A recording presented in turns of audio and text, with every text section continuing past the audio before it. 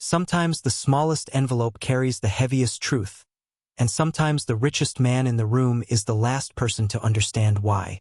Snow drifted gently across the marble steps of the Sterling Grand Hotel as Manhattan shimmered beneath a sky filled with crystal lights, where the city's most influential philanthropists gathered for the annual Winter Hope Gala.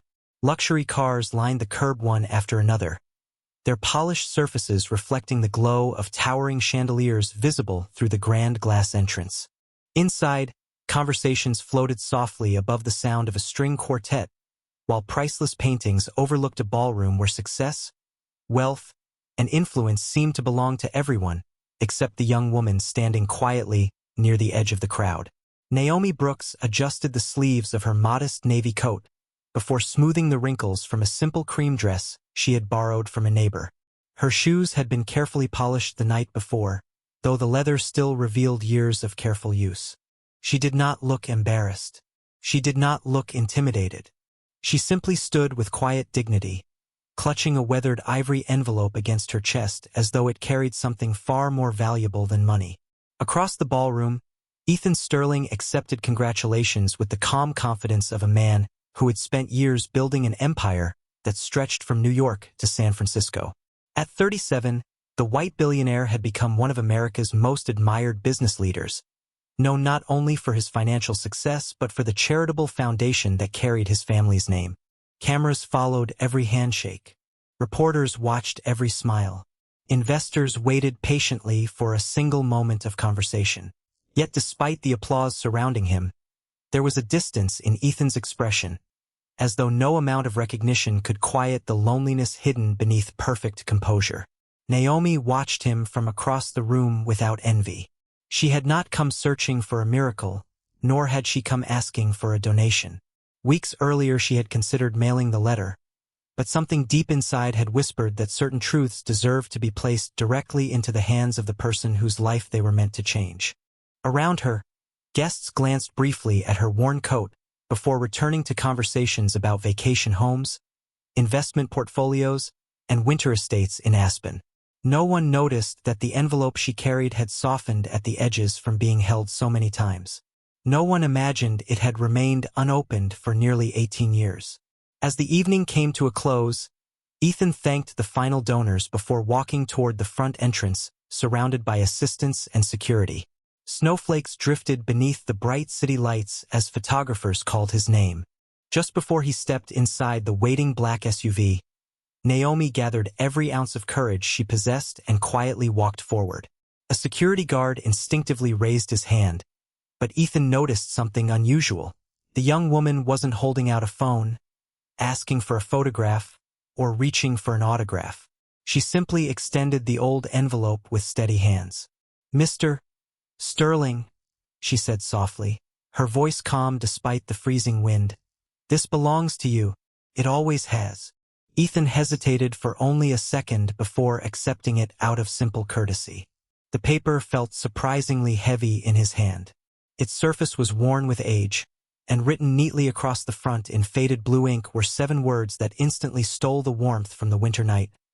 "To Ethan, when he is finally ready." The black SUV disappeared into the glowing Manhattan traffic, while snow continued settling across Fifth Avenue in quiet silence.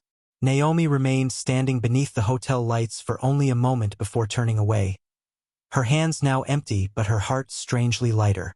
She had carried that envelope for almost half her life, protecting it through countless apartment moves, unpaid utility bills, and nights when hope felt like the only possession she had left. Whatever happened next was no longer hers to control. Across town, Ethan sat alone in the back seat as the city lights drifted across the tinted windows like distant stars. His assistant reviewed tomorrow's schedule, mentioning board meetings, foundation interviews, and a flight to Chicago, but Ethan barely listened. His attention remained fixed on the worn envelope resting across his lap. It looked completely out of place beside the Italian leather interior and polished walnut trim. Every instinct told him to set it aside until morning. Instead, curiosity quietly defeated routine. He traced the faded handwriting with his thumb once more. "To Ethan, when he is finally ready." The words felt oddly personal, almost familiar, despite the fact that he had never seen them before. He broke the old wax seal with careful fingers, surprised that someone had taken such care preserving something so fragile. Inside rested a single folded sheet of cream paper and an old black and white photograph whose corners had softened with age. Before reading a single sentence, his eyes settled on the photograph. It showed a younger version of his father standing beside a smiling African-American woman wearing a nurse's uniform outside a small community clinic. Both looked far younger than Ethan had ever known them. More surprising was the warmth on his father's face. Richard Sterling had rarely smiled in family photographs. Yet here he looked genuinely grateful, almost relieved. Ethan slowly unfolded the letter. The handwriting was elegant and steady, untouched by anger or bitterness. Dear Ethan, if this letter has finally reached your hands, it means life has decided you are ready to know the promise your father spent 18 years protecting. He was not the man many people believed him to be. Long before newspapers celebrated his success, he made a decision that saved more than one future, including mine. If you are reading this, then I ask only one thing. Listen before you judge. Remember before you deny. And finish what he could not. Ethan stopped reading. His pulse quickened for reasons he could not explain. His father had passed away 5 years earlier after a brief illness, leaving behind a reputation built on integrity, discipline, and philanthropy. Yet in all those years, Richard Sterling had never mentioned a community clinic, never spoken about the woman in the photograph, and certainly never hinted at an unfinished promise. Ethan turned the page over, expecting another paragraph, but found only a single sentence written near the bottom in darker ink. The truth was never hidden because it was shameful. It was hidden because someone believed love should ask for nothing in return. The SUV slowed to a stop outside Ethan's penthouse overlooking Central Park, but he remained seated long after the driver opened the door. The city continued moving around him while memories surfaced one by one. His father volunteering alone every Thanksgiving. Mysterious phone calls he always took in private. Annual donations sent anonymously to neighborhoods Richard never explained. Small details Ethan had dismissed for decades suddenly aligned like scattered pieces of a forgotten puzzle. Upstairs, standing before the floor-to-ceiling windows with Manhattan glowing beneath him, Ethan looked again at the photograph.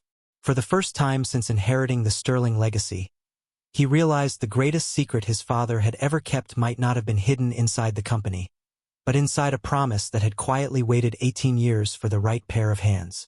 Morning arrived wrapped in pale winter sunlight that spilled across the floor of Ethan Sterling's penthouse.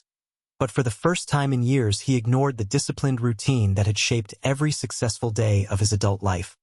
His untouched coffee cooled beside the photograph while the letter remained open across his desk, its carefully written words refusing to leave his thoughts. Every business report waiting on his tablet suddenly felt insignificant compared to a promise his father had apparently carried in silence for nearly 2 decades. Ethan reached for the framed portrait that had always occupied the corner of his office, showing Richard Sterling on the day Sterling Global opened its headquarters. Confident, composed, respected. That was the father the world remembered. Yet the smiling man standing beside the young nurse in the faded photograph seemed almost like someone else entirely.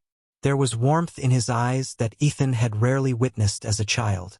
Without hesitation, he pressed the intercom. "Margaret, please cancel my morning meetings." His longtime executive assistant paused before answering. "All of them, sir?" "Every one of them." Within minutes, Ethan found himself descending into the private archives beneath Sterling Tower, a section of the building very few employees had ever entered. Shelves stretched across thousands of square feet, preserving decades of company history, family records, charitable projects, and correspondence dating back to his grandfather. Dust floated quietly through narrow beams of light as the chief archivist greeted him with visible surprise. "Mr. Sterling, what exactly are you looking for?" Ethan held up the old photograph. "Anything connected to this woman or any community clinic my father supported before Sterling Global became a public company." The archivist adjusted his glasses and carefully examined the image. After several silent moments, he slowly shook his head. "I have never seen this before, but there is one place we have not searched in years." He led Ethan toward a forgotten storage room containing dozens of unlabeled boxes from Richard Sterling's earliest charitable work. Hours passed as Ethan opened file after file, discovering familiar projects but nothing connected to the mysterious nurse. Just as frustration began replacing hope, a small leather journal slipped from the bottom of an aging carton. The initials R.S. were embossed across the cover in fading gold. Ethan opened the journal carefully, almost afraid to disturb something his father had intentionally left behind. Most pages contained simple reflections about leadership, responsibility, and faith, but halfway through the journal one entry stopped him completely. Today I met Evelyn Brooks at the Franklin Community Clinic. She reminded me that kindness cannot be measured by income, only by sacrifice. She refused every reward I offered after she saved my life. She asked for only one promise. If the day ever comes when I have the power to change another family's future, I must do it quietly, expecting nothing in return. Ethan stared at the words in disbelief. Brooks, Naomi Brooks, the same last name. His heartbeat quickened as another folded page slipped from between the journal entries.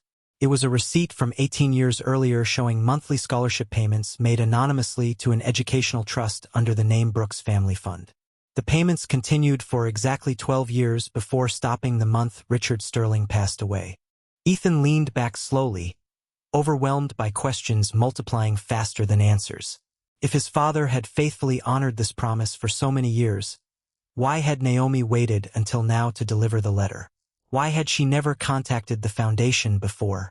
And most unsettling of all, what unfinished responsibility had suddenly become his alone? As he carefully returned the journal to the table, his phone vibrated with an incoming message from an unknown number containing only one sentence. The letter was only the beginning. The truth is waiting where your father made his promise. SUA, the address in the message led Ethan away from the polished skyline of Midtown and into a quiet Brooklyn neighborhood where brick buildings carried decades of history in every weathered window. Franklin Community Clinic looked nothing like the hospitals his foundation regularly funded. Its faded blue sign had been carefully repainted more than once, and the small front garden, despite the cold December air, still held evergreen shrubs trimmed with obvious care. The moment Ethan stepped through the front door, he noticed something impossible to ignore. A framed photograph of Richard Sterling hung in the reception area, not beside wealthy donors or politicians, but among teachers, firefighters, volunteers, and neighborhood nurses. There was no plaque celebrating millions of dollars. Beneath the picture were only 7 simple words. A man who always kept his promise. Ethan stood motionless until an elderly receptionist looked up from her desk and smiled warmly. "You have his eyes," she said gently. With careful hands, Ethan unfolded the first document inside the leather folder, expecting legal language or financial instructions, but instead he found a handwritten letter bearing his father's unmistakable signature. The ink had faded slightly with time, yet every sentence carried the quiet certainty of a man who had already accepted that someone else would one day continue the journey he could not finish. Richard wrote that nearly 19 years earlier, during a violent winter storm that had shut down much of the city, his car had broken down only a few blocks from Franklin Community Clinic. He had collapsed from a severe medical emergency before help arrived, and while others hesitated because of the dangerous weather, Evelyn Brooks had walked nearly half a mile through the snow to reach him with emergency supplies. She remained at his side until an ambulance arrived, refusing every offer of payment afterward. Richard admitted that the doctors later told him those extra minutes had likely saved his life. When he asked Evelyn how he could repay such an extraordinary act of kindness, she answered with words he never forgot. She told him that one day another child somewhere would need an opportunity more than she needed a reward. If he truly wished to thank her, he should quietly create opportunities for families who had been overlooked by life, asking for no recognition and expecting nothing in return. Richard confessed that this single conversation transformed the direction of both his business and his heart. The anonymous scholarships, neighborhood grants, and educational programs he later established all began because of one nurse who believed compassion should never become a transaction. Ethan continued reading as emotion slowly replaced curiosity. His father explained that Evelyn never accepted public credit because she feared attention would overshadow the students whose futures depended upon those scholarships. Even after she became seriously ill years later, she refused to let Richard reveal their story. Instead, she asked him to make one final promise. If he passed away before completing the work they had started together, his son would someday receive the truth only after life had taught him that success without humility could never become a meaningful legacy. Ethan lowered the pages, struggling to absorb everything his father had carried alone. Across the room, Naomi quietly organized art supplies for the afternoon classes, giving him the space to process each discovery without interruption. Finally, he looked toward her. She could have asked for anything, he said softly. She could have accepted money, a house, medical care, anything at all. Naomi smiled with gentle pride. She believed generosity loses its beauty the moment it becomes a bargain. Ethan glanced around the clinic once more, noticing children laughing as volunteers prepared craft tables, retired teachers reading stories, and parents greeting one another like extended family. There was no luxury here, yet there was a richness that could never appear on a balance sheet. "What exactly did your mother want me to finish?" he asked. Naomi reached into the folder and carefully removed one final envelope that had remained sealed until now. "This is the only page I have never opened," she admitted. "She said it belonged to you alone." Ethan broke the seal with steady fingers and unfolded a single sheet. Across the top, written in Richard Sterling's familiar handwriting, appeared a list of 12 names, each followed by a birth date, a neighborhood, and the words, "Still waiting." At the bottom of the page, his father had added one final sentence that seemed to echo through the silent room. "If you have found this list, then 12 dreams are depending on the choice you make next." The drive back to Sterling Tower felt longer than any business trip Ethan Sterling had ever taken, even though the distance from Brooklyn to Midtown measured only a few miles. The leather folder rested beside him on the seat, yet it seemed to outweigh every acquisition contract and investment proposal he had signed throughout his career.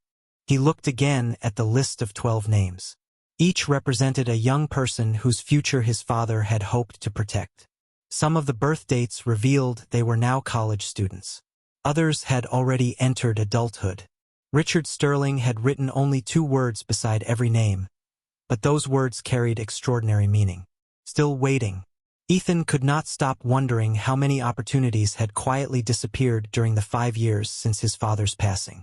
The moment he entered the executive boardroom, the atmosphere shifted back into the familiar rhythm of quarterly forecasts, market reports, and expansion strategies. Senior executives greeted him with confident smiles, unaware that his priorities had changed before sunrise. Margaret handed him a carefully organized schedule filled with meetings that had already been postponed once. "The board is waiting," she said politely. Ethan nodded, but instead of opening financial reports, he placed the weathered leather folder in the center of the polished conference table. Curious glances spread around the room. "Before we discuss profits," Ethan began calmly, "I need answers about a charitable initiative my father personally managed." Several directors exchanged uncertain looks. Finally, the company's chief financial officer cleared his throat. "Those private scholarship accounts were discontinued after your father passed away. They were never incorporated into the foundation's permanent budget." Ethan remained silent for a moment before asking the question that changed the mood entirely. "Who made that decision?" Another executive answered carefully. "It was considered the most responsible financial choice at the time. The projects were small, anonymous, and impossible to promote publicly. There was no measurable return." The words echoed heavily across the room. No measurable return. Ethan slowly closed the folder. "My father never measured kindness by publicity," he replied. "Neither will I." The room fell completely silent. One board member cautiously leaned forward. "With respect, Mr. Sterling, reopening undocumented programs could create legal complications and encourage unnecessary media attention. Investors expect transparency." Ethan looked through the floor-to-ceiling windows overlooking Manhattan before turning back toward the table. "Transparency begins with honoring promises." Without raising his voice, He instructed Margaret to locate every surviving record connected to the Brooks Family Fund and every scholarship recipient listed in his father's documents. The executives immediately recognized that the discussion was over. As the meeting ended, Ethan remained alone in the conference room while snow drifted beyond the skyline. He reached for his phone and called Naomi. She answered after only 2 rings. "Did you read everything?" she asked gently. "I did," Ethan replied, "and I think my father spent years building something much larger than I ever understood." Naomi smiled softly on the other end of the line, though he could only hear the warmth in her voice. "He built trust, Mr. Sterling. That always takes longer than buildings." Ethan looked once more at the list of names. "I want to meet every person on this page." There was a brief pause before Naomi answered. "Some of them moved away. Some gave up on their dreams because the scholarships disappeared. But one of them still comes to the clinic every Saturday." Ethan's expression changed immediately. "Who?" Naomi took a quiet breath before answering. "A young man named Daniel Carter. He never stopped believing your father would keep his promise. He still carries every acceptance letter from colleges he could never afford to attend, waiting for someone who may not even know he exists." Saturday morning arrived with clear skies after a week of winter snow, and Franklin Community Clinic slowly filled with familiar faces carrying coffee cups, donated books, and homemade baked goods for the neighborhood gathering. Ethan parked his usual chauffeur-driven sedan several blocks away and walked the remaining distance alone, wearing a simple charcoal coat instead of the tailored suits that usually announced his arrival before he spoke a single word. For the first time in years, he wanted no attention, no cameras, and no introductions. He wanted to understand the lives connected to the 12 names his father had protected in silence.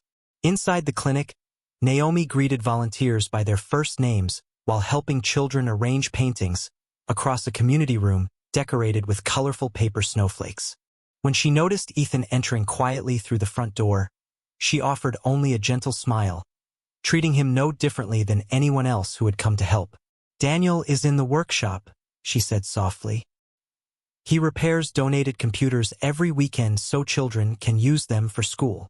Ethan followed her into a modest classroom where shelves held aging laptops waiting for new batteries and replacement screens. At a workbench near the window, a young man in his early 20s carefully adjusted a keyboard before testing the machine with patient concentration. Naomi introduced them simply. "Daniel, this is Ethan Sterling." Daniel looked up, surprised but respectful. Instead of appearing resentful or disappointed, he extended his hand with quiet confidence. "It is nice to meet you, sir." Ethan shook his hand firmly before noticing a worn folder resting beside the workbench. "May I?" he asked. Daniel nodded. Inside were acceptance letters from respected universities across the country, each congratulating him on his academic achievements and inviting him to enroll years earlier. Every letter remained carefully preserved, their edges softened from repeated reading. Ethan closed the folder slowly. "You kept them all." Daniel smiled without bitterness.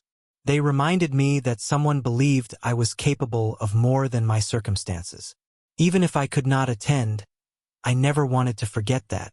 Ethan struggled to find words. "Naomi told me you waited for a scholarship that never came." Daniel gently shook his head. "I waited for hope, not money. There is a difference." Those quiet words settled deeply inside Ethan's heart. He looked around the room and noticed several children using computers Daniel had restored with donated parts, laughing together while completing homework assignments. None of them knew the sacrifices standing only a few feet away. None of them realized that the young man helping them had quietly surrendered his own educational dream so others would not lose theirs. Ethan finally understood what his father had tried to preserve. It had never been about writing checks. It had been about protecting dignity. As the afternoon drew to a close, Ethan gathered the volunteers, parents, and students into the community room. Without standing on a stage or holding a microphone, he spoke plainly from the center of the crowd. "For years I believed legacy was measured by buildings carrying a family name. I was wrong. Legacy is measured by lives lifted when no one is watching." The room fell silent. Ethan turned toward Daniel before continuing. My father made a promise. I allowed that promise to pause because I did not know it existed. Today it begins again. Tears filled several eyes, but no one applauded immediately. The moment felt too personal for celebration. Naomi quietly watched from the back of the room, remembering her mother's final words that character could never be inherited through wealth alone. It had to be chosen. And as Ethan looked around the clinic filled with ordinary people quietly changing one another's lives, he realized that this choice was only the first step toward fulfilling a promise that had already begun transforming his own. News of Ethan Sterling's decision spread quietly at first, not through dramatic headlines but through conversations between teachers, volunteers, and families whose lives had crossed paths with Franklin Community Clinic. Within days, the Sterling Foundation announced the restoration of every scholarship program Richard Sterling had personally supported, along with a new initiative dedicated to expanding educational opportunities in neighborhoods that had too often been overlooked. Ethan insisted that the announcement remain simple. There would be no oversized banners bearing his family's name, no lavish celebration, and no expensive advertising campaign. Instead, he requested that every scholarship letter include a single sentence his father had written years before. Kindness becomes extraordinary when nobody expects applause. Those words quickly became the heart of the renewed program. Applications began arriving from students across New York, each carrying dreams that looked remarkably similar to the 12 names Richard had once written by hand. Daniel Carter became the first recipient to receive a restored scholarship, but instead of leaving the clinic immediately for a university campus, he asked if he could remain through the end of the semester to complete the computer lab he had promised the neighborhood children. When Ethan thanked him for his patience, Daniel simply smiled. Someone waited for me. I can wait a little longer for myself. The quiet wisdom of that answer stayed with Ethan for days. At the clinic, Naomi continued her work exactly as before. She still arrived early to organize art classes, still greeted every child by name, and still refused special treatment despite the growing attention surrounding the story. Reporters called regularly, hoping to interview the woman whose letter had transformed one of the country's most successful businessmen. She politely declined every request. The story was never about me, she explained to the clinic staff. It was always about a promise. Ethan admired that humility more with each passing week. One afternoon, he visited the clinic carrying a neatly organized binder instead of flowers or gifts. Inside were plans for expanding after-school tutoring, renovating classrooms, updating technology, and creating paid internships for local high school students. He placed the binder on Naomi's desk. I would like you to direct every project, he said. Naomi looked genuinely surprised. There are people with far more experience managing organizations like this. Ethan smiled. Perhaps, but I have learned that experience builds programs. Character builds trust. My father trusted your mother. I trust you. Naomi remained silent for a moment before opening the binder. Every page reflected careful listening rather than corporate assumptions. Community members had been consulted. Teachers had offered suggestions. Parents had shared concerns. Ethan had not arrived with answers. He had arrived ready to serve. As winter slowly gave way to early spring, the renovated computer lab welcomed its first class of students. Fresh paint brightened the walls, donated books filled new shelves, and every restored laptop carried a small engraved plate reading, "In honor of promises kept." During the opening celebration, there were no speeches from politicians or celebrity guests. Children demonstrated science projects, parents applauded proudly, and volunteers quietly watched years of faithful service blossom into something larger than any one person could have imagined. Standing near the back of the room, Ethan noticed the familiar black and white photograph of Richard Sterling and Evelyn Brooks still hanging in the hallway. This time, however, another framed photograph had been placed beside it. It showed dozens of smiling students, volunteers, teachers, Daniel, Naomi, and Ethan standing together beneath the clinic's newly restored sign. Beneath the picture were simple words that perfectly captured everything the journey had become. A promise survives when ordinary people choose to carry it forward. 1 year later, the first warm days of April filled Franklin Community Clinic with sunlight that poured through newly restored windows, casting gentle light across classrooms where laughter had become the soundtrack of everyday life. The scholarship program had already transformed dozens of families. The renovated learning center welcomed students every afternoon, and the waiting list Richard Sterling had once left behind no longer existed. Every name had received an opportunity. Some students were studying engineering, others nursing, teaching, music, and computer science, but they all shared one invisible connection. Their futures had been shaped by a promise that refused to disappear. Ethan visited the clinic often now, never announcing his arrival and never expecting recognition. He preferred carrying donated books into classrooms or listening as students described their dreams over attending formal ceremonies where cameras followed every handshake. His understanding of success had quietly changed. Sterling Global continued growing, yet the accomplishment that filled him with the greatest pride could not be measured by quarterly reports or market value. It was measured in graduation photographs hanging across the clinic walls, handwritten thank you notes taped beside classroom doors, and the confidence returning to young people who had almost stopped believing in themselves. Naomi remained exactly as she had always been. She still greeted every child with patience, still stayed late helping families complete scholarship applications, and still carried herself with the same quiet dignity that had first caught Ethan's attention outside the Winter Hope Gala. Nothing about recognition had changed her because she had never been working for recognition in the first place. One quiet afternoon, after the final art class ended and the building grew peaceful, Ethan found Naomi arranging paintings created by elementary school students. Bright landscapes, colorful city skylines, and hopeful messages covered the walls. Without saying a word, he placed a familiar ivory envelope on the table beside her. Naomi looked at it with surprise. "Another letter?" she asked softly. Ethan nodded. "I think it belongs to you now." She carefully opened the envelope and unfolded a single handwritten page. The handwriting was Ethan's, but the first sentence echoed everything that had begun a year earlier. Some truths arrive as letters because the heart needs time to understand what the eyes cannot. Naomi continued reading in silence. Ethan thanked her for protecting her mother's final wish, for believing that people could still change, and for giving him the opportunity to discover a part of his father that success alone had never revealed. He admitted that before receiving the first letter, he had inherited a fortune. After receiving it, he had inherited a purpose. At the bottom of the page, he had written only one final sentence. "Thank you for giving me back the father I thought I knew." Naomi folded the letter carefully, her eyes glistening with quiet gratitude rather than sadness. She looked toward the hallway where children were laughing as they carried backpacks toward waiting parents. "My mother always believed promises were like seeds," she said gently. "You never know how many lives they will touch until years later." Ethan followed her gaze, watching families leave the clinic with hope replacing uncertainty. He finally understood that the greatest legacies were rarely built by extraordinary moments. They were built through ordinary acts of kindness repeated faithfully over time, often without applause and sometimes without anyone noticing at all.